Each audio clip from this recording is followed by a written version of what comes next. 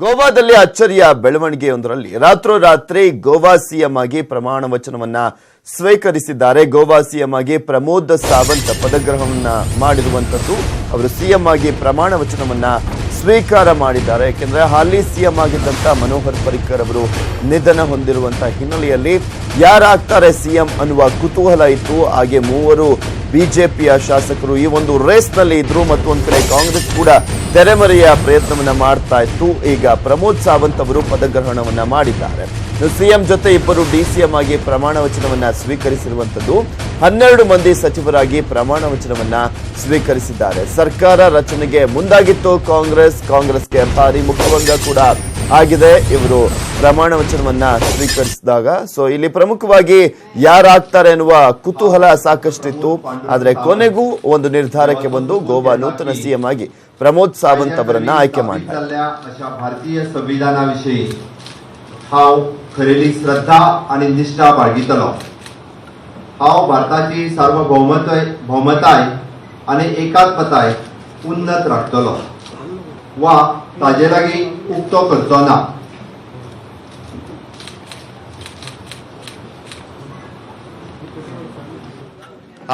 आज मैंने शपथ लिया है और पूरा एक गवर्नमेंट 3 साल की जिम्मेदारी जो पूरा करना है, स्टेबिलिटी, सभी अलायंस को साथ लेके चलना है और जितने सारे काम इनकम्प्लीट है उनको कंप्लीट करना, ये सारी जिम्मेदारी पेलने मुझे लगता है मैं मनोहर पर्रिकर जितना काम नहीं कर सकूंगा, लेकिन डेफिनेटली मैं प्रयास रहेगा कि जितना ज़्यादा हो सके. ಬೆಂಗಳೂರು ಉತ್ತರಕ್ಕೆ ಜೆಡಿಎಸ್ ಅಭ್ಯರ್ಥಿ ಫೈನಲ್ ಆಗಿದ್ದಾರೆ.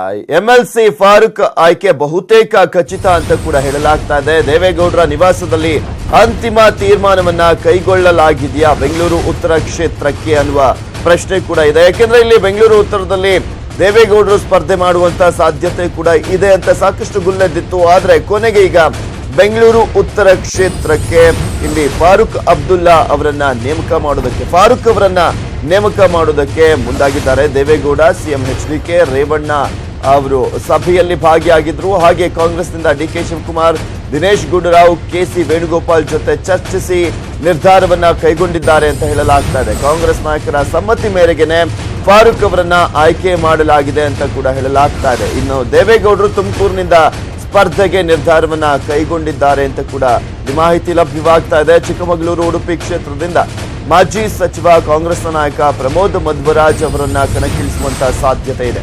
ಇಂದು ಇಲ್ಲಿ ಪ್ರಮುಖವಾಗಿ 11 ಗಂಟೆಗೆ ಜೆಡಿಎಸ್ ಕಾಂಗ್ರೆಸ್ ನಾಯಕರ ಸಭೆ ನಡೆಯಲಿದೆ.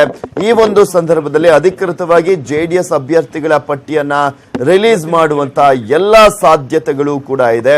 ನೋಡ್ತಾ ಇದೀವಿ, ಎಡಭಾಗದಲ್ಲಿ ಬರ್ತಿರುವಂತವ್ರೆ ಎಂಎಲ್ಸಿ ಫಾರೂಕ್ ಅವರು ಬೆಂಗಳೂರು ಉತ್ತರ ಕ್ಷೇತ್ರದ ಅಭ್ಯರ್ಥಿಯಾಗಿ ಇವರೇ ಸ್ಪರ್ಧಿಸಲಿದ್ದಾರೆ. ಕಾಂಗ್ರೆಸ್ ಮತ್ತು ಜೆಡಿಎಸ್ ಬೆಂಬಲಿತ ಅಭ್ಯರ್ಥಿಯಾಗಿ ಅನ್ನುವ ಮಾಹಿತಿ ಲಭ್ಯವಾಗ್ತಾ ಇದೆ. ಸಾಕಷ್ಟು ಕುತೂಹಲಕ್ಕೆ ಎಡೆ ಮಾಡಿಕೊಟ್ಟಿತ್ತು.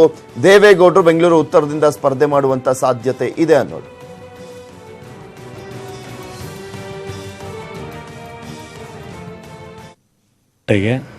ಸನ್ಮಾನ್ಯ ಸಿದ್ದರಾಮಯ್ಯನವರು, ಉಪಮುಖ್ಯಮಂತ್ರಿಗಳಾಗಿರ್ತಕ್ಕಂಥ ಪರಮೇಶ್ವರ್ ಅವರು, ಶಿವಕುಮಾರ್ ಅವರು, ನಾನು ಮತ್ತು ನಮ್ಮ ಅಧ್ಯಕ್ಷರಾಗಿರ್ತಕ್ಕಂಥ ದಿನೇಶ್ ಗುಂಡೂರಾವ್ ಅವರು 11:15 ಗಂಟೆಗೆ ಭೇಟಿ ಮಾಡಿ ಮುಂದಿನ ಚುನಾವಣಾ ಪ್ರಚಾರಕ್ಕೆ ಯಾವ ರೀತಿಯಲ್ಲಿ ನಾವೆಲ್ಲರೂ ಒಟ್ಟಾಗಿ ಹೋಗಬೇಕು ಅಂತಕ್ಕಂಥದ್ದು ಮತ್ತು ಸಣ್ಣ ಪುಟ್ಟ ಸಮಸ್ಯೆಗಳಿಗೆ ಯಾವುದೇ ರೀತಿಯಲ್ಲೂ ಅದಕ್ಕೆ ಅವಕಾಶಗಳನ್ನು ಕೊಡದೆ ಒಟ್ಟಾಗಿ ಒಂದು ವಾಯ್ಸ್ನಲ್ಲಿ ನಾವು ಯಾವ ರೀತಿ ಹೋಗಬೇಕು ಅನ್ನೋದ್ರ ಬಗ್ಗೆ ಅಂತಿಮವಂತ ನಿರ್ಣಯಗಳನ್ನು ಮಾಡಬೇಕು ಅಂತಕ್ಕಂಥದ್ದನ್ನು ಈಗಾಗಲೇ ತೀರ್ಮಾನ ಮಾಡಿದ್ದೇವೆ.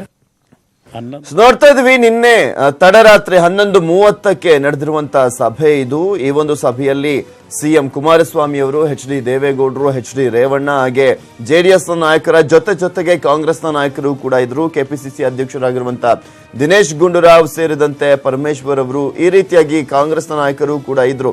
ಇಲ್ಲಿ ಪ್ರಮುಖವಾಗಿ ಡಿಕೆ ಶಿವಕುಮಾರ್ ಅವರು ಕೂಡ ಇದ್ರು. ನಂತರ ಕುಮಾರಸ್ವಾಮಿ ಅವರು ಮಾತನಾಡ್ತಾ ಹೇಳ್ತಾ ಇದ್ರು, ಯಾವ ರೀತಿಯಾಗಿ ಪ್ರಚಾರವನ್ನ ಮಾಡಬೇಕು, ನಮ್ಮ ಅಭ್ಯರ್ಥಿಗಳನ್ನ ಗೆಲ್ಲಿಸಿಕೊಂಡು ಬರುವ ನಿಟ್ಟಿನಲ್ಲಿ ಅಂತ ಚರ್ಚೆಯನ್ನ ಮಾಡಿದ್ದಾರೆ. ಸುಮಲತಾ ಸ್ಪರ್ಧೆಯಿಂದ ಟೆನ್ಷನ್ಗೆ ಒಳಗಾದ್ರ ಸಿಎಂ. ಮಾಜಿ ಪ್ರಧಾನಿ ದೇವೇಗೌಡ ನಿವಾಸದಲ್ಲಿ ಸಭೆಯನ್ನ ಕರೆಯಲಾಗಿತ್ತು. ಮಂಡ್ಯ, ಹಾಸನ ಚುನಾವಣೆ ರಣತಂತ್ರ ಕುರಿತು ಸಭೆಯಲ್ಲಿ ಮಾತನಾಡಲಾಗಿದೆ. ಮಂಡ್ಯ ಮತ್ತು ಹಾಸನ ವಿಚಾರಕ್ಕೆ ಸಂಬಂಧಪಟ್ಟಂತೆ ಸಿಎಂ ಕುಮಾರಸ್ವಾಮಿ ಅವರು ಟೆನ್ಷನ್ಗೆ ಒಳಗಾಗಿದ್ದಾರೆ ಅಂತ ಕೂಡ ಹೇಳಲಾಗ್ತಾ ಇದೆ. ಯಾಕೆಂದ್ರೆ ಮಂಡ್ಯದಲ್ಲಿ ಒಂದ್ ಕಡೆ ಸುಮಲತಾ ಅವರು, ಹಾಸನಲ್ಲಿ ಮಂಜು ಅವರು ಸ್ಪರ್ಧೆಯನ್ನ ಮಾಡ್ತಾ ಇರುವಂತಹ ಹಿನ್ನೆಲೆಯಲ್ಲಿ ಗೆಲುವು ಕಷ್ಟವಾಗಬಹುದಾದಂತಹ ಸಾಧ್ಯತೆ ಇರುವಂತಹ ಹಿನ್ನೆಲೆಯಲ್ಲಿ ಟೆನ್ಷನ್ಗೆ ಒಳಗಾಗಿದ್ದಾರೆ ಅಂತ ಹೇಳಲಾಗ್ತಾ ಇದೆ. ಸಭೆಯಲ್ಲಿ ರಾಜ್ಯ ಕಾಂಗ್ರೆಸ್ನ ನಾಯಕರು ಕೂಡ ಭಾಗಿಯಾಗಿದ್ರು. ಸಿಎಂಗೆ ಮಂಡ್ಯ, ಹಾಸನ ಕ್ಷೇತ್ರಗಳದ್ದೇ ತಲೆಬಿಸಿ ಉಂಟಾಗಿದೆ. ಕಾಂಗ್ರೆಸ್ ಮುಖಂಡರು ಕೈ ಕೊಡ್ತಾರಾ ಎಂಬ ಭಯ ಕೂಡ ಕಾಡ್ತಾ ಇದೆ ಇಲ್ಲಿ ಜೆಡಿಎಸ್ ನಾಯಕರಿಗೆ, ಅದರಲ್ಲೂ ಸಿಎಂ ಅವರಿಗೆ. ಎಲ್ಲಿ ಕಾಂಗ್ರೆಸ್ ನಾಯಕರು ಕೈ ಕೊಟ್ರೆ ನಮ್ಮ ಅಭ್ಯರ್ಥಿಗಳು ಗೆಲ್ಲೋದಿಲ್ವೋ ಅನ್ನುವ ಟೆನ್ಷನ್ ಶುರುವಾಗಿದೆ. ಎರಡೂ ಜಿಲ್ಲೆಗಳಲ್ಲಿ ಚುನಾವಣೆ ಎದುರಿಸುವಂತ ಬಗ್ಗೆ ಚರ್ಚೆ ಆಗ್ತಾ ಇದೆ. ದೋಸ್ತಿ ನಾಯಕರಿಂದ ಮಹತ್ವದ ಚರ್ಚೆ ನಡೀತು. ಚುನಾವಣಾ ಕಾರ್ಯತಂತ್ರ ರೂಪಿಸುವ ಬಗ್ಗೆ ಕೂಡ ಚರ್ಚೆಯನ್ನ ನಡೆಸಲಾಗಿದೆ. ಯಾಕೆಂದ್ರೆ ನಿನ್ನೆ ಅಧಿಕೃತವಾಗಿ ಎಂಟ್ರಿ ಕೊಟ್ಟರು ಅಖಾಡಕ್ಕೆ ಸುಮಲತಾ ಅಂಬರೀಶ್ ಅವರು ಪಕ್ಷೇತರವಾಗಿ ಸ್ಪರ್ಧೆ ಮಾಡ್ತಿದ್ದೇನೆ ಅಂತ. ಮತ್ತೊಂದ್ ಕಡೆ ಹಾಸನದಲ್ಲಿ ಮಂಜು ಅವರು ಈಗ ಆಲ್ರೆಡಿ ಬಿಜೆಪಿಗೆ ಸೇರ್ಪಡೆಗೊಂಡಿದ್ದಾರೆ, ಅವರೇ ಅಭ್ಯರ್ಥಿ ಆಗಲಿರುವಂತದ್ದು ಕೂಡ. ಸೊ ಹೀಗಾಗಿ ಒಂದು ರೀತಿಯಾದಂತಹ ಭಯ ಶುರುವಾಗಿದೆ.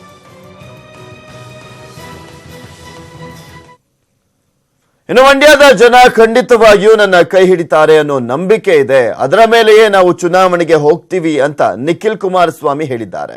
ನಟರನ್ನ ಪ್ರಚಾರಕ್ಕೆ ಕರೆತರುವಂತ ಬಗ್ಗೆ ಮಾತನಾಡಿದಂತ ನಿಖಿಲ್, ಆತರ ನಾನು ಯಾರನ್ನೂ ಕೂಡ ದುರುಪಯೋಗ ಪಡಿಸಿಕೊಳ್ಳಲ್ಲ, ಅವರಾಗಿಯೇ ಬಂದ್ರೆ ಸ್ವಾಗತಿಸ್ತೀನಿ ಅಂತ ಕೂಡ ಹೇಳಿದ್ರು. ಮಂಡ್ಯ ಜಿಲ್ಲೆ ಜನ ತುಂಬಾ ಸೂಕ್ಷ್ಮವಾಗಿ ಗಮನಿಸ್ತಾ ಇದ್ದಾರೆ ಪ್ರತಿಯೊಂದು ವಿಷಯನೂ. ಮತದಾರರು ಪ್ರಬುದ್ಧ ಇದ್ದಾರೆ. ಸೊ ಹಾಗಾಗಿ ಅವರು, ನನಗೆ ವಿಶ್ವಾಸ ಇದೆ, ಇವತ್ತು ಕುಮಾರಣ್ಣನ ಮೇಲೆ, ದೇವೇಗೌಡರು ಸಾಹೇಬ್ರ ಮೇಲೆ ಇಟ್ಟಿರುವಂಥ ವಿಶ್ವಾಸ, ಒಂದು ಪ್ರೀತಿ ಏನಿದೆ ಅದನ್ನು ನಾನು ಉಳಿಸ್ಕೊತೀನಿ, ಒಂದು ವಿಶ್ವಾಸ ನನ್ನಲ್ಲಿದೆ. ಖಂಡಿತವಾಗ್ಲೂ ಜನ ಕೈ ಹಿಡಿತಾರೆ ಅನ್ನೋ ನಂಬಿಕೆ ನನಗಿದೆ. 8,761 ಕೋಟಿ ಅನುದಾನ ಇವತ್ತು ಸರ್ಕಾರ ಕೊಟ್ಟಿದೆ ಮಂಡ್ಯ ಜಿಲ್ಲೆಗೆ. ಸೊ ಹಾಗಾಗಿ ಆ ಒಂದು ವಿಷಯದ ಬಗ್ಗೆ ಮಾತ್ರ ನಾನು ಪ್ರಸ್ತಾಪ ಮಾಡ್ತಾ ಇದ್ದೀನಿ ಎಲ್ಲೇ ಹೋದ್ರು. Thank you. ನೀವು ಚಿತ್ರರಂಗದಿಂದ ಯಾರನ್ನಾದರೂ ಪ್ರಚಾರಕ್ಕೆ ಕರೆತರು? ಇಲ್ಲ, ನಾನು ಯಾರನ್ನೂ ಆ ಥರ ದುರುಪಯೋಗ ಪಡಿಸ್ಕೊಳ್ಳೋಕೆ ರೆಡಿ ಇಲ್ಲ ಸರ್. ಆದರೆ ಯಾರಾದರೂ ಬಂದರೂ ಸ್ವಾಗತಿಸ್ತೀವಿ. ಇನ್ನು ಈ ಕುರಿತಂತೆ ಹೆಚ್ಚಿನ ಡೀಟೇಲ್ಸ್ ಅನ್ನು ನೀಡ್ತಾರೆ ನಮ್ಮ ಪ್ರತಿನಿಧಿ ಮುನಿರಾಜು, ದೂರವಾಣಿ ಸಂಪರ್ಕದಲ್ಲಿದ್ದಾರೆ. ಎಸ್ ಮುನಿರಾಜು, ಹಾಸನ ಮಂಡ್ಯ ಕ್ಷೇತ್ರಕ್ಕೆ ಸಂಬಂಧಪಟ್ಟಂತೆ ಸಿಎಂ ಯಾವ ರೀತಿಯಾಗಿ ಒಂದು ರೀತಿಯಾಗಿ ವಿಚಲಿತರಾಗಿದ್ದಾರೆ ಅಂತ? ಪೃಥ್ವಿ, ಏನು ಈಗಾಗಲೇ ಆ ಮಂಡ್ಯದಿಂದ ನಟಿ ಸುಮಲತಾ ಅವರು ಒಂದು ಸ್ಪರ್ಧೆಗೆ ಒಂದು ಸ್ವತಂತ್ರ ಅಭ್ಯರ್ಥಿಯಾಗಿ ಕಣಕ್ಕೆ ಇಳಿತಿರೋದ್ರಿಂದ ಕುಮಾರಸ್ವಾಮಿ ಅವರು ಎಲ್ಲೋ ಒಂದ್ ಕಡೆ ಒಂದು ಟೆನ್ಷನ್ಗೆ ಒಳಗಾಗಿದ್ದಾರೆ ಅಂತ ಹೇಳ್ಬೋದು. ಯಾಕಂದ್ರೆ ತಮ್ಮ ಮಗನನ್ನ ಈ ಬಾರಿ ಚುನಾವಣೆಗೆ ನಿಲ್ತಿರೋದ್ರಿಂದ ಹೇಗಾದ್ರೂ ಮಾಡಿ ಗೆಲ್ಲಿಸ್ಕೊಂಡು ಬರ್ಬೇಕು ಅಂತ ಹೇಳಿ ಈಗ ಕುಮಾರಸ್ವಾಮಿ ಅವರು ಒಂದು ರಣತಂತ್ರಕ್ಕೆ ಎಣೆಯೋದಕ್ಕೆ ಈಗ ಮುಂದಾಗಿದ್ದಾರೆ. ಈಗಾಗಲೇ ರಾತ್ರಿ ಕಾಂಗ್ರೆಸ್ ನಾಯಕರು ಮತ್ತೆ ಜೆಡಿಎಸ್ ನ ತಮ್ಮ ತಂದೆ ವರಿಷ್ಠರಾದಂತ ತಮ್ಮ ತಂದೆಯವರ ಜೊತೆ ಒಂದು ಸಭೆಯನ್ನು ಸಹ ನಡೆಸಿದ್ರು. ಯಾವ ರೀತಿ ನಾವು ಈಗ ಇದನ್ನ ಎದುರಿಸಬೇಕು, ಮತ್ತೆ ಅಲ್ಲಿ ಯಾವ ರೀತಿ ಒಂದು ಕಾರ್ಯಕರ್ತರನ್ನ ಊರ್ದುಂಬಿಸ್ಬೇಕು, ಮತ್ತೆ ಮತಗಳನ್ನ ಯಾವ ರೀತಿ ಪಡ್ಕೊಳ್ಬೇಕು ಅನ್ನೋದ್ರ ಬಗ್ಗೆ ಸಹ ಒಂದು ಚರ್ಚೆಯನ್ನ ಮಾಡಿದ್ದಾರೆ. ಅದೇ ರೀತಿ ಮಂಡ್ಯ ಹಾಗೂ ಹಾಸನದಲ್ಲಿ ಈಗ ಎದುರಾಗ್ತಿರುವಂತಹ ಒಂದು ಈ ಬಿಗ್ ಫೈಟ್ ಏನಿದೆ, ಇದನ್ನ ಯಾವ ರೀತಿಯಾಗಿ ನಾವು ಸಮರ್ಥವಾಗಿ ಎದುರಿಸಿ ನಮ್ಮ ಅಭ್ಯರ್ಥಿಗಳನ್ನ ಗೆಲ್ಲಿಸ್ಕೊಳ್ಬೇಕು ಅನ್ನೋದ್ರ ಬಗ್ಗೆ ಒಂದು ಸುದೀರ್ಘವಾದ ಒಂದು ಚರ್ಚೆಯನ್ನು ಸಹ ಮಾಡಿದ್ರು. ಏನು ಸುಮಲತಾ ಪರವಾಗಿ ಈಗ ಸ್ಯಾಂಡಲ್ವುಡ್ ನ ನಟರು ಸಹ ಒಂದು ಪ್ರಚಾರಕ್ಕೆ ಇಳೋದ್ರಿಂದ ಜನ ಏನಾದ್ರು ನಟರ ಒಂದು ಪರವಾಗಿ ನಿಂತ್ಕೊಂಡು ಒಂದು ಮತ ಚಲಾಯಿಸಿದ್ರೆ ನಮ್ಮ ಅಭ್ಯರ್ಥಿಗಳಿಗೆ ಕಷ್ಟ ಆಗುತ್ತೆ. ಆದ್ರಿಂದ ಇದನ್ನ ಯಾವ ರೀತಿ ಎದುರಿಸಿ ಅಲ್ಲಿ ಒಂದು ಜನರನ್ನು ತಮ್ಮತ್ತ ಸೆಳೀಬೇಕು ಅಂತ ಹೇಳಿ ಸುಮಾರು 1 ಗಂಟೆಗಳ ಕಾಲ ಹೆಚ್ಚು ರಾತ್ರಿ ಒಂದು ಸಭೆಯನ್ನು ನಡೆಸಿದರೆ ಇದರಲ್ಲಿ ದೇವೇಗೌಡರು ಮತ್ತೆ ಕಾಂಗ್ರೆಸ್ನ ಹಿರಿಯ ಮುಖಂಡರು ಸಹ ಪಾಲ್ಗೊಂಡಿದ್ದು, ಇದರಲ್ಲಿ ಮುಂದಿನ ಒಂದು ರಣತಂತ್ರಗಳಿರ್ಬೋದು, ಮತ್ತೆ ಕ್ಷೇತ್ರದಲ್ಲಿ ಮತದಾರರನ್ನ ತಮ್ಮತ್ತ ಸೆಳೆಯೋದ್ರ ಬಗ್ಗೆ ಸಾಕಷ್ಟು ಕಾಲ ಒಂದು ಚರ್ಚೆಯನ್ನ ಮಾಡಿ ಸುಮಾರು ಆನಂತರ ಒಂದು ನಿಖಿಲ್ ಕುಮಾರಸ್ವಾಮಿ ಅವರು ಒಂದು ಗೆಲ್ಲುವ ಭರವಸೆಯನ್ನು ಸಹ ನೀಡಿದ್ರು. ಯಾಕಂದ್ರೆ ಮಂಡ್ಯದ ಮತದಾರರು ಪ್ರಬುದ್ಧರಿದ್ದಾರೆ, ಮತ್ತೆ ಅವರು ನನಗೆ ಮತವನ್ನ ಕೊಡ್ತಾರೆ, ಸುಮಾರು 8,000 ಕೋಟಿಯಷ್ಟು ಅನುದಾನವನ್ನ ಬಿಡುಗಡೆ ಮಾಡಲಾಗಿದೆ ಅಂತ ಹೇಳಿ ಒಂದು ಭರವಸೆಯನ್ನು ಸಹ ವ್ಯಕ್ತಪಡಿಸಿದ್ರು. ಪೃಥ್ವಿ, ಓಕೆ, ಥ್ಯಾಂಕ್ ಯು ಮುನಿರಾಜು ನಿಮ್ಮೆಲ್ಲ ಡೀಟೇಲ್ಸ್ಗಾಗಿ. ಮಂಡ್ಯ ಕ್ಷೇತ್ರದಲ್ಲಿ ಸ್ವತಂತ್ರ ಅಭ್ಯರ್ಥಿಯಾಗಿ ಕಣಕ್ಕಿಳಿಯಲು ನಿರ್ಧರಿಸಿರುವಂತಹ ಸುಮಲತಾ ಅವರು ನಾಳೆ ನಾಮಪತ್ರವನ್ನ ಸಲ್ಲಿಸಲಿದ್ದಾರೆ. 20ನೇ ತಾರೀಕು ನಾಮಪತ್ರ ಸಲ್ಲಿಸುತ್ತಿದ್ದೇನೆ, ನನ್ನ ನಾಮಪತ್ರ ಸಲ್ಲಿಕೆಗೆ ನೀವೆಲ್ಲರೂ ಕೂಡ ಬರಲೇಬೇಕು ಅಂತ ಫೇಸ್ಬುಕ್ ಮೂಲಕ ಕಾರ್ಯಕರ್ತರಿಗೆ ಕರೆಯನ್ನ ನೀಡಿದ್ದಾರೆ. ನಾಮಪತ್ರ ಸಲ್ಲಿಕೆಗೂ ಮುನ್ನ ಅದ್ದೂರಿ ಮೆರವಣಿಗೆ ನಡೆಯಲಿದೆ. ಬಳಿಕ ಸಿಲ್ವರ್ ಜುಬ್ಲಿ ಪಾರ್ಕ್ನಲ್ಲಿ ಸಮಾವೇಶ ಕೂಡ ನಡೆಯಲಿದೆ. ಇನ್ನು ಸುಮಲತಾ ಅಕ್ಕನಿಗೆ ನನ್ನ ಬೆಂಬಲ, ನಿಮಗೆ ಒಳ್ಳೇದಾಗ್ಲಿ ಅಂತ ಟ್ವೀಟ್ ಮಾಡಿ ಸುಮಲತಾ ಪರವಾಗಿ ನಿಂತಿದ್ದಾರೆ. ಇನ್ನು ಸುಮಲತಾ ಪರ ಸ್ಯಾಂಡಲ್ವುಡ್ ಸ್ಟಾರ್ ನಿಂತಿದ್ದು ಮಂಡ್ಯ ಕಣ ರೋಚಕವಾಗಿದೆ.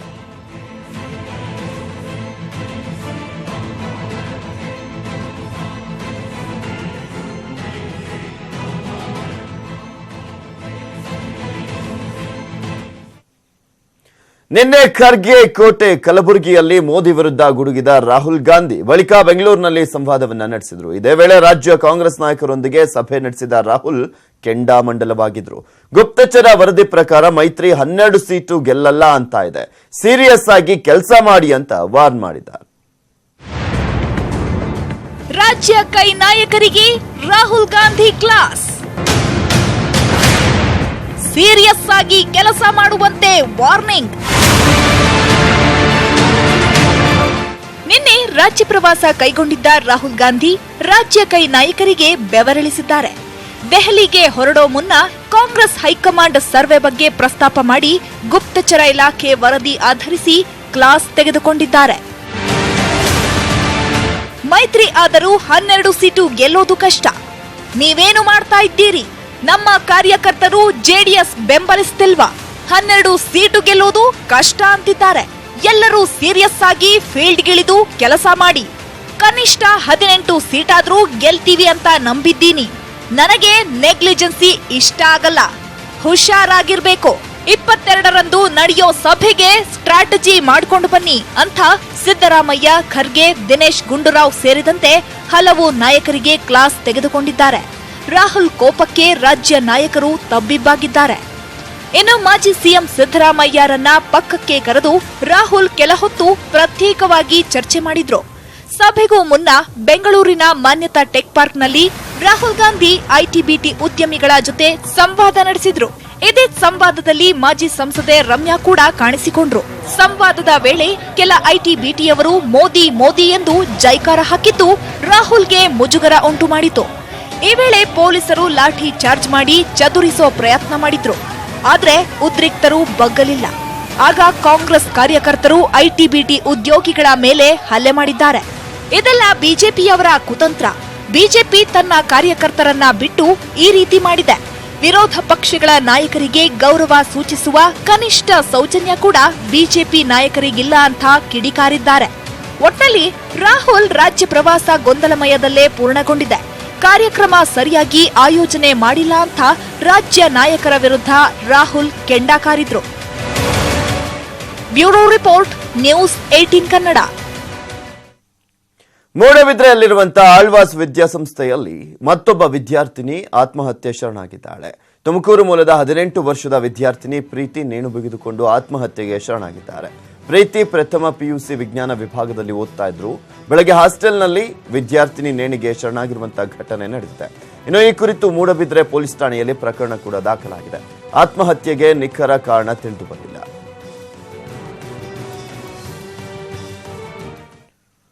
ಪಂಜಾಬ್ ನ್ಯಾಷನಲ್ ಬ್ಯಾಂಕ್ಗೆ ವಂಚನೆ ಕೇಸಲ್ಲಿ ದೇಶ ಬಿಟ್ಟಿದ್ದ ಉದ್ಯಮಿ ನೀರವ್ ಮೋದಿಯನ್ನ ಭಾರತಕ್ಕೆ ಕರೆತರುವಂತಹ ಪ್ರಯತ್ನಕ್ಕೆ ಮತ್ತೊಂದು ಗೆಲುವು ಸಿಕ್ಕಿದೆ. ಲಂಡನ್ ಕೋರ್ಟ್ ಬಂಧನ ವಾರೆಂಟ್ ಅನ್ನ ಜಾರಿ ಮಾಡಿದ್ದು ಮಾರ್ಚ್ 25ರೊಳಗೆ ಅರೆಸ್ಟ್ ಮಾಡಿ ನ್ಯಾಯಾಲಯಕ್ಕೆ ಹಾಜರುಪಡಿಸುವಂತೆ ಸೂಚನೆಯನ್ನ ನೀಡಿದೆ. ನೀರವ್ ಮೋದಿ ಅರೆಸ್ಟ್ ಆದ ಬಳಿಕ ಭಾರತಕ್ಕೆ ಕರೆತರುವಂತಹ ಕಾನೂನು ಪ್ರಕ್ರಿಯೆಗಳು ಶುರುವಾಗಲಿವೆ. ನೀರವ್ ಮೋದಿ 9,000 ಕೋಟಿಯಷ್ಟು ಇಲ್ಲಿ ಪ್ರಮುಖವಾಗಿ ಬ್ಯಾಂಕ್ಗಳಿಗೆ ವಂಚಿಸಿ ಪರಾರಿಯಾಗಿದ್ದಂತಹ ಈ ಕಳ್ಳನಿಗೆ ಈಗ ಆಲ್ರೆಡಿ ವಾರೆಂಟ್ ಅನ್ನ ಜಾರಿ ಮಾಡಲಾಗಿದೆ. 25ನೇ ತಾರೀಕು ಒಳಗಡೆ ನ್ಯಾಯಾಲಯಕ್ಕೆ ಹಾಜರುಪಡಿಸಬೇಕು ಅಂತ. ಇನ್ನು ಈಗ ಆಲ್ರೆಡಿ ಭಾರತ ಈತನನ್ನ ಭಾರತಕ್ಕೆ ಕರೆತರುವ ನಿಟ್ಟಿನಲ್ಲಿ ಸಾಕಷ್ಟು ಪ್ರಯತ್ನಗಳನ್ನು ಮಾಡ್ತಾ ಇದೆ. ಅದಕ್ಕೆ ಮೊದಲ ಹಂತವಾಗಿ ಜಯ ಸಿಕ್ಕಂತಾಗಿದೆ.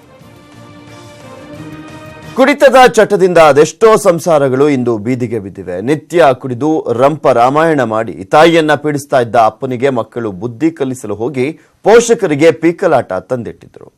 ಇದು ಕೋಲಾರ ಜಿಲ್ಲೆ ಮುಳಬಾಗಿಲು ಪಟ್ಟಣದ ವೀರಭದ್ರನಗರ ಬಡಾವಣೆಯ ಸರ್ಕಾರಿ ಶಾಲೆ.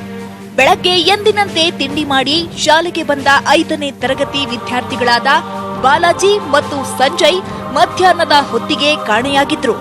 ವಿಷಯ ತಿಳಿದು ಗಾಬರಿಯಾಗಿ ಪೋಷಕರು ಸೀದಾ ಶಾಲೆ ಬಳಿ ಬಂದಾಗ ಮಕ್ಕಳು ಬ್ಯಾಗ್ಗಳನ್ನ ಶಾಲೆ ಮುಂದೆ ಬಿಸಾಡಿ ಹೋಗಿದ್ರು. ಎಲ್ಲಿ ಹುಡುಕಿದ್ರೂ ಸಿಗಲಿಲ್ಲ. ಇದರಿಂದ ಕುಪಿತರಾದ ಪೋಷಕರು ಶಾಲಾ ಶಿಕ್ಷಕರ ನಿರ್ಲಕ್ಷ್ಯದ ವಿರುದ್ಧ ಆಕ್ರೋಶ ವ್ಯಕ್ತಪಡಿಸಿದ್ರು.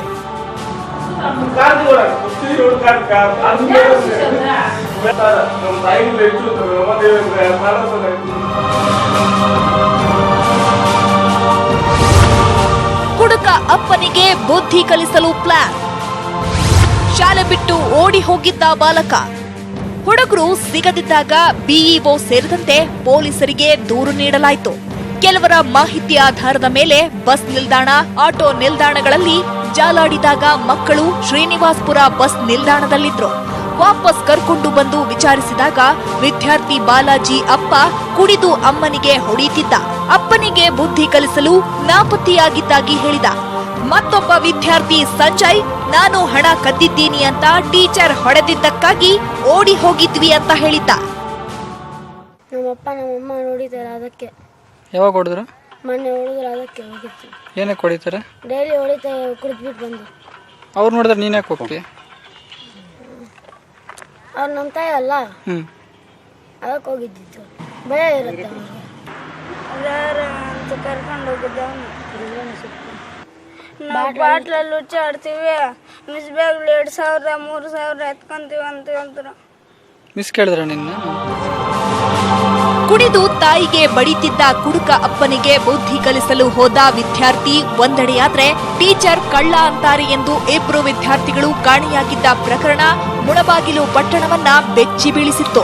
ಮಕ್ಕಳ ಮುಂದೆ ಪೋಷಕರು ಹೇಗಿರಬೇಕು, ಪೋಷಕರ ವರ್ತನೆ ಮಕ್ಕಳ ಮನಸ್ಸಿನ ಮೇಲೆ ಯಾವ ಪರಿಣಾಮ ಬೀರುತ್ತೆ ಅನ್ನೋದಕ್ಕೆ ಆ ಸ್ಟೋರಿಯೇ ಸಾಕ್ಷಿ. ರಘುರಾಜ್, ನ್ಯೂಸ್ 18 ಕನ್ನಡ, ಕೋಲಾರ. ಈ ಜಿಲ್ಲೆಯಲ್ಲಿ ಹಿಂದೆ ಎಂದೂ ಕಾಣದಂತ ಭೀಕರ ಬರ ಆವರಿಸಿದೆ. ಇಲ್ಲಿ ಕುಡಿಯುವ ನೀರಿಗಾಗಿ ಹಾಹಾಕಾರ. ಈ ಮಧ್ಯೆ ಕುರಿಗಳಿಗೆ ಮೇವು, ನೀರು ಹರಿಸಿ ಬಂದಿರುವಂತಹ ಹೊರ ರಾಜ್ಯದ ಕುರಿಗಾಯಿಗಳಿಗೆ ನೀರು ಸಿಗದೆ ಪರಿತಪಿಸುವಂತಾಗಿದೆ. ಬಿಸಿಲನಾಡು ರಾಯಚೂರಿನಲ್ಲಿ 40 ವರ್ಷದ ಹಿಂದೆ ಇಷ್ಟು ಪ್ರಮಾಣದ ಭೀಕರ ಬರಗಾಲ ಬಂದಿತ್ತಂತೆ. ಈ ವರ್ಷ ಮುಂಗಾರು ಹಾಗೂ ಹಿಂಗಾರು ಮಳೆ ಕೈಕೊಟ್ಟಿದ್ರಿಂದ ಇಡೀ ಜಿಲ್ಲೆಯೇ ಬಿಸಿಲಿಗೆ ಕಾದು ಬೆಂಡಾಗಿದೆ. ಬರದಿಂದ ಜನರು ತತ್ತರಿಸಿ ಗುಳೆ ಹೋಗ್ತಿದ್ದಾರೆ. ಇದರ ಜೊತೆಯಲ್ಲಿ ಜಾನುವಾರುಗಳ ಸ್ಥಿತಿ ಕೇಳೋರೇ ಇಲ್ಲ. ಮೇವಿಲ್ಲದೆ ನೀರಿಲ್ಲದೆ ಜಾನುವಾರುಗಳು ತತ್ತರಿಸಿ ಹೋಗಿವೆ. ಇದರ ನಡುವೆಯೇ ರಾಯಚೂರಿಗೆ ಪಕ್ಕದ ರಾಜ್ಯದ ತೆಲಂಗಾಣ ಹಾಗೂ ಆಂಧ್ರಪ್ರದೇಶದ ಕುರಿಗಾರರು ಕೃಷ್ಣಾ ನದಿ ದಂಡೆಗೆ ಕುರಿಗಳನ್ನ ಕರ್ಕೊಂಡು ಗುಳೆ ಬರ್ತಿದ್ದಾರೆ. ಆದ್ರೂ ಅವರಿಗೆ ನೀರು సిక్తిಲ್ಲ. మాది ఆరగిద్ద సార్, ఆరగిద్ద గట్టు మండలము. యాట మేము కుర్తి బదులుకు వచ్చినాం సార్ మేపులకి. 7 మేపులు లేక మా ఊరు నుంచి 100 కిలోమీటర్ దాదాపు ముందరకు వచ్చినాం. అసలు మేపులు లేవు, నీళ్ళు లేవు. ఇప్పుడు నీళ్ళు తాపని కడ ఒక 2-3 కిలోమీటర్ దూరం పోవాలా, తాగానికి 2-3 కిలోమీటర్ ఎత్తుకొచ్చుకోవాలా. చాలా ఇప్పుడు 7 చాలా కష్టమైంది సార్ వర్షాలు లేక మాకి. ಇನ್ನು ಕುರಿಗಳನ್ನ ಹೊಲದಲ್ಲಿ ನಿಲ್ಲಿಸಿದರೆ ಆಗ ಹೊಲದ ಮಾಲೀಕರು ಕುರಿಗಾರರಿಗೆ ಜೋಳ, ಹಣವನ್ನ ನೀಡ್ತಾ ಇದ್ರು. ಆದ್ರೆ ಈ ವರ್ಷ ಭೀಕರ ಬರ ಇರುವುದರಿಂದ ಹೊಲದಲ್ಲಿ ನಿಲ್ಲಿಸಲು ರೈತರು ಮುಂದೆ ಬರ್ತಿಲ್ಲ. ಮಾರ್ಚ್ ತಿಂಗಳಲ್ಲೇ ಈ ಸಮಸ್ಯೆ ಆದ್ರೆ ಮುಂದೆ ಏನು ಅನ್ನೋ ಪ್ರಶ್ನೆ ಜನರಲ್ಲಿ ಕಾಡ್ತಿದೆ. ఇక్కడ వర్షాలు లేక మరియు అదే విధంగా పంటలు లేవు, మా గొర్రెలకు మేత లేకుండా పోయింది. కాబట్టి మేము చాలా దూరం నుంచి ఇక్కడ అర్లి, కురిడి ఉన్న బొర్రెలు కూడా లేవు, నీళ్ళు లేవు. అదే విధంగా వర్షాలు కూడా పైకి పోయినాయి. ఇంకా పొలాల్లో కూడా ఏమి వేయలేదు సార్ ఉంటుండే. ఇంకా ఏదో వర్షాలు లేక ఇంకా బోర్లు ఎండిపోగా ఇంకా గొర్రెలకు మేత లేక చాలా దూరం నుంచి వచ్చినాం. ಮುಂದೆ ಕುರಿಗಳನ್ನ ಖಾಲಿ ಹೊಲದಲ್ಲಿ ನಿಲ್ಲಿಸಿಕೊಂಡಿರುವ ಕುರಿಗಾಯಿಗಳು ಬಿಸಿಲಿನ ಜಳಕ್ಕೆ ದಣಿವಾರುತ್ತಿದ್ದಾರೆ. ಇನ್ನು 3-4 ತಿಂಗಳಲ್ಲಿ ಇನ್ನೆಂಥ ಪರಿಸ್ಥಿತಿ ಬರಬಹುದು ಎಂದು ಚಿಂತಿತರಾಗಿದ್ದಾರೆ. ಕ್ಯಾಮರಾಮನ್ ಮಹಮ್ಮದ್ ಜಿಲಾನಿಯೊಂದಿಗೆ ಶರಣಪ್ಪ ಬಾಚಲಾಪುರ, ನ್ಯೂಸ್ 18 ಕನ್ನಡ, ರಾಯಚೂರು. ಸಾಮಾನ್ಯವಾಗಿ ಜಾತ್ರೆಗಳಲ್ಲಿ ಕೆಂಡ ಹಾಯುವುದನ್ನ ನೋಡಿದ್ದೇವೆ. ಆದರೆ ಅಲ್ಲಿನ ಜಾತ್ರೆಯಲ್ಲಿ ನಿಗಿನಿಗಿ ಕೆಂಡವನ್ನೇ ಕೊಳಗದಲ್ಲಿ ಬರಿಗೈ ಮೂಲಕ ತುಂಬಿ ದೇವರಿಗೆ ನೈವೇದ್ಯ ಮಾಡುವ ವಿಶಿಷ್ಟ ಆಚರಣೆ ಇದೆ. ರಾಶಿ ಹಾಕಿರೋ ನಿಗಿನಿಗಿ ಕೆಂಡ. ಕೆಂಡದೊಳಗೆ ಕೈ ಹಾಕಿ ಕೊಳಗಕ್ಕೆ ತುಂಬಿಕೊಂಡ ಬಳಿಕ ಅದುವೇ ದೇವರಿಗೆ ನೈವೇದ್ಯ.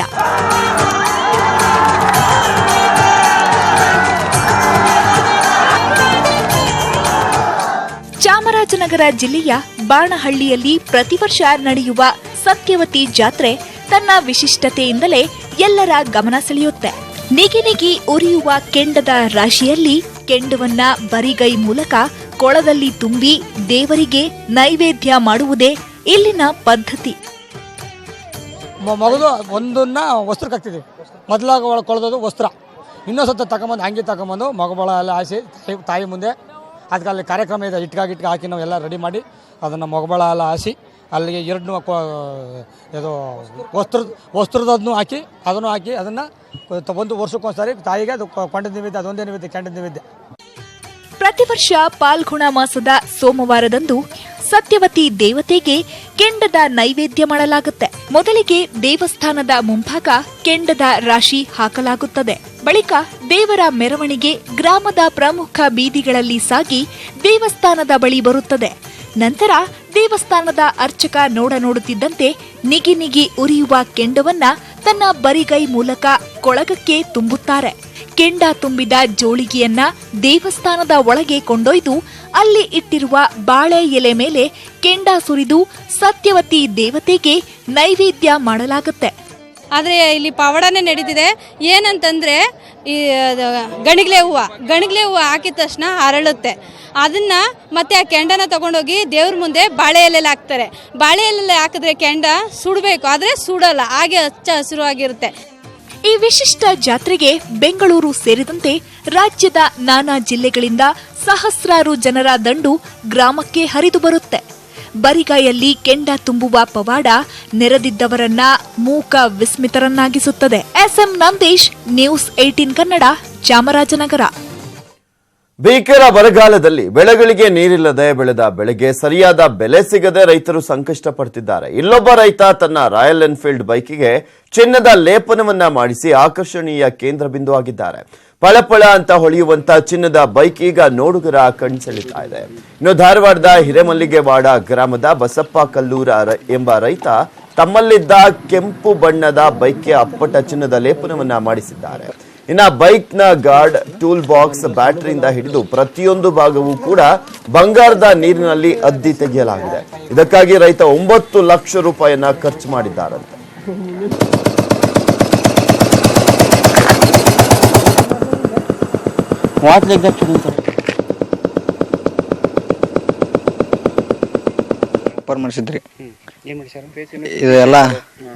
ಇದೆಲ್ಲ ಹಿತ್ತಾಳಿ ಮಾಡಿ ಮ್ಯಾಗ ಬಂಗಾರ ನೀರು ಕುಡ್ಸ್ಯಾರಿ. ಎಲ್ಲ ಬಂಗಾರ ನೀರು ಕುಡ್ಸ್ಯಾರಿ. ಎಷ್ಟು ಖರ್ಚು ಮಾಡ್ಯಾರ? 9 ಲಕ್ಷ ಮಾಡ್ಯಾರಿ. 9 ಲಕ್ಷ. ಏನು ಅನ್ಸತ್ತೆ ನಿಮಗೆ ಗಾಡಿ ಹೊಡ್ಯಾಕ? ಗಾಡಿ ಹೊಡ್ಯಾಕ ದೊಡ್ಡ ಹೆಮ್ಮೆ ಅನಿಸತ್ರಿ. ಎಲ್ಲಿ ನೋಡಿಲ್ಲ ರೀ.